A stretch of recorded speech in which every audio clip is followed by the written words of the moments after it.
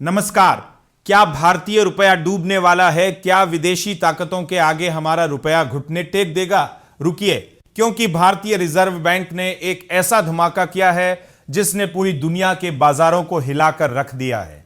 विदेशी बाजारों में डॉलर की जबरदस्त ताकत और भारतीय रुपए में आ रही भारी गिरावट के बीच आरबीआई ने अब तक का सबसे बड़ा दांव खेल दिया है। दोस्तों, भारतीय रिजर्व बैंक ने एक ही ट्रेडिंग सेशन में सीधे 7 अरब डॉलर बेच डाले हैं। जी हां, आपने सही सुना, पूरे 7 अरब डॉलर। बाजार में यह चर्चा आग की तरह फैल गई है कि आरबीआई अब किसी भी कीमत पर रुपए की साख को बट्टे खाते में नहीं जाने देगा।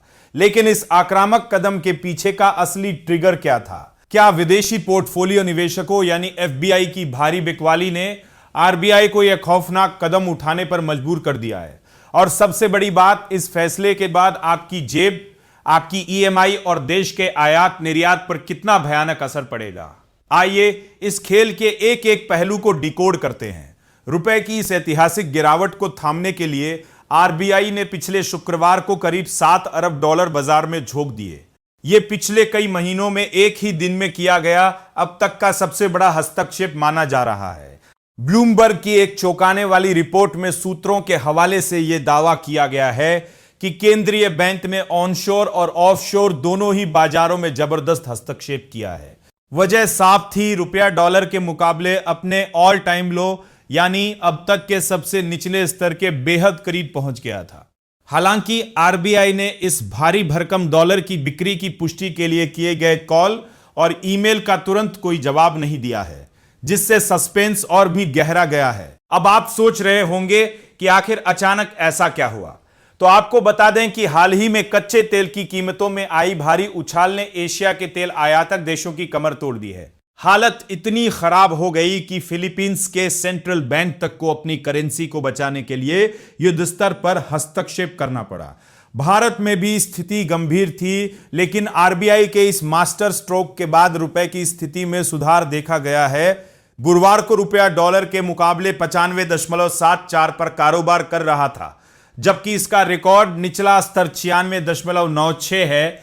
भारतीय करेंसी 20 मई को कारोबार के दौरान इस खतरनाक स्तर तक फिसल गई थी। लेकिन असली कहानी तो अब शुरू होती है। आरबीआई ने डॉलर की बिक्री उस समय बढ़ाई है जब उसके पास विदेशी मुद्रा भंडार का एक बड़ा कवच मौजूद है। आरबीआई गवर्नर संजय मल्होत्रा का कहना है कि पूंजी प्रवाह बढ़ाने के उपायों पर अब तक बहुत अच्छी प्रतिक्रिया मिली है और बैंकों ने 32 अरब डॉलर जुटाए हैं।